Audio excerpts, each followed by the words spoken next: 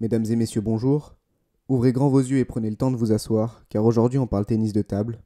Aujourd'hui on parle d'un ex-numéro 1 mondial qui a été champion d'Europe, vice-champion olympique, et pourtant son histoire n'est pas celle de celui qui a tout gagné.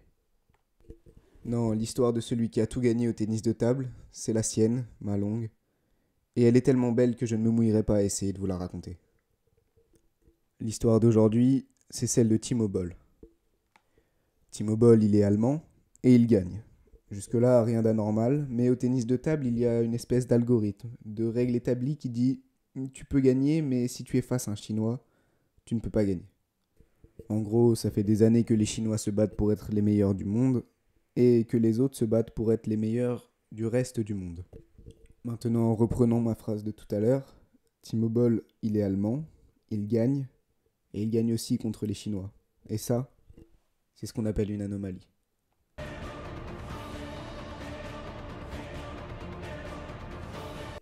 Ma Lin est une légende du tennis de table chinois.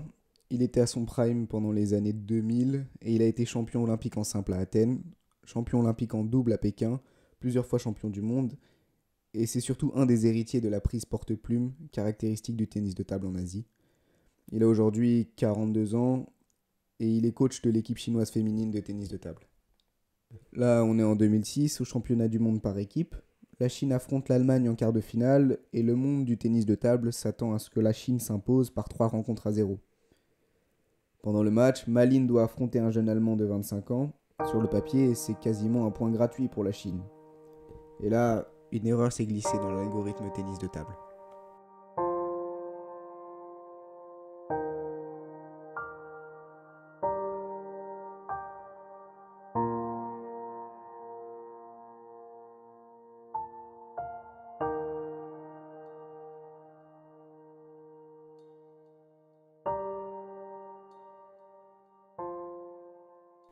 Cette année-là, la Chine sera malgré tout sacrée championne du monde par équipe, mais un souvenir amer restera gravé dans la mémoire de Ma Lin.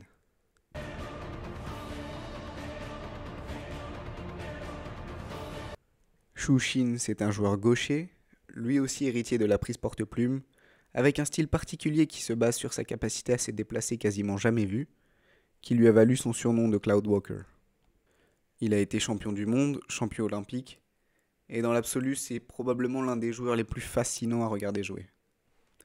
Là, on est en 2011, à une compétition qui illustre bien la domination chinoise sur le tennis de table, puisqu'elle s'appelle la Chine contre le monde.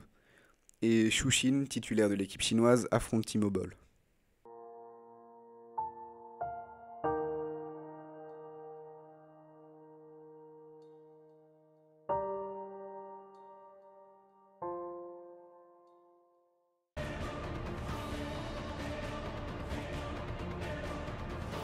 Zhang Jike, il est droitier, il a une prise de raquette classique, et pourtant c'est un joueur qui se distingue au sein même de l'excellence chinoise par sa grâce à la table et son habileté. Là aussi, on est en 2011, à l'Open du Qatar, et encore une fois, l'algorithme tennis de table bug.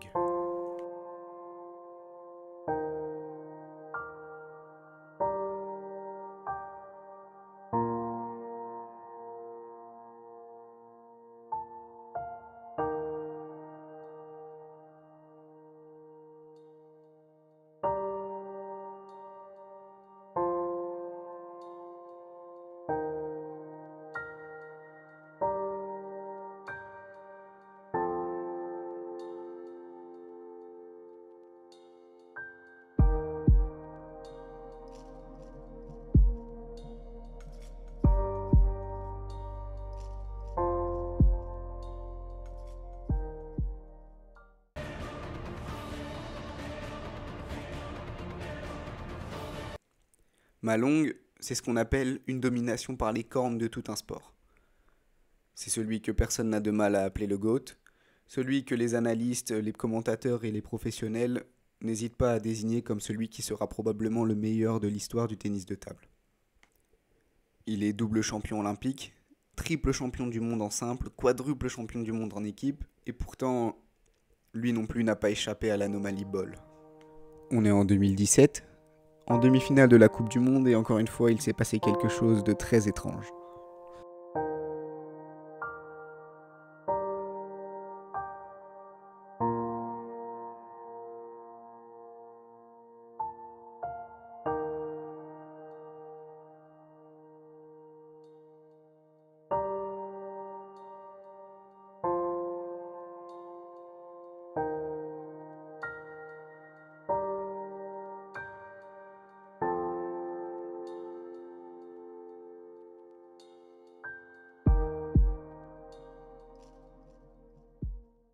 Aujourd'hui, à 42 ans, Timo Boll évolue toujours sur la scène professionnelle, classé 182e mondial, et il vient d'ailleurs, il y a quelques jours, de remporter son premier tournoi WTT. Il n'est plus au sommet de sa carrière, mais tout comme les légendes chinoises face auxquelles il s'est illustré, il laisse derrière lui un héritage conséquent et est une source d'inspiration pour beaucoup de jeunes pongistes européens.